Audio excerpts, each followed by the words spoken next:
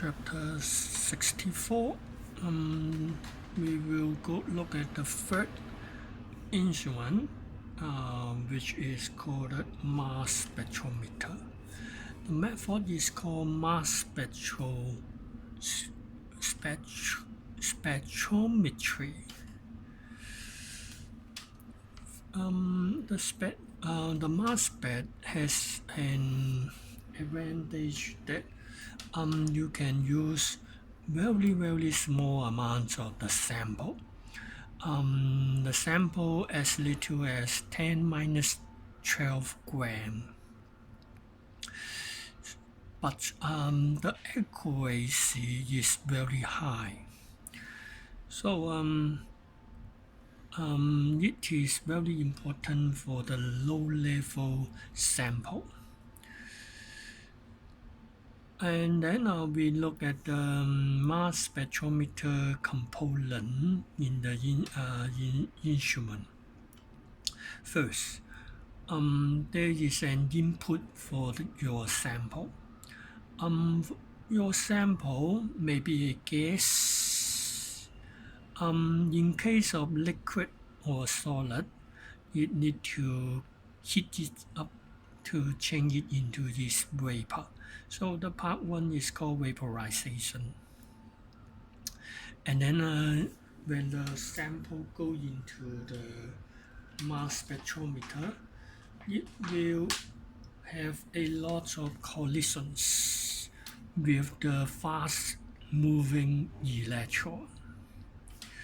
And during the collision,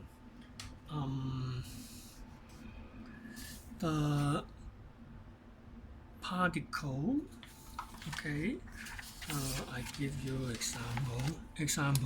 We have a chlorine atom, and now it collides with fast moving electron which has high energy, and then the chlorine now change to cation because one of the electron is locked off, and electrons come together. There are two electrons. Okay, and then it will, because of the chloride cation, the chlorine cation, and it attracted by negative plates, and this causes acceleration, moving much faster. The moving cation is a current, and there is a deflection under the magnetic field. The deflection depends on the mass of the cation. Heavier cation deflect less. Lighter cation deflect more.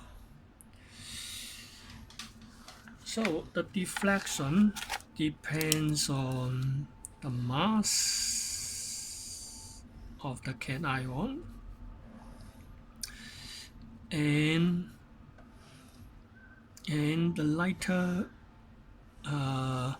mass will have greater deflection, but more heavier mass has less deflection. And next thing is considering the chlorine locked off by high energy electron, it may be forming 2+ cation because this electron is much higher energy.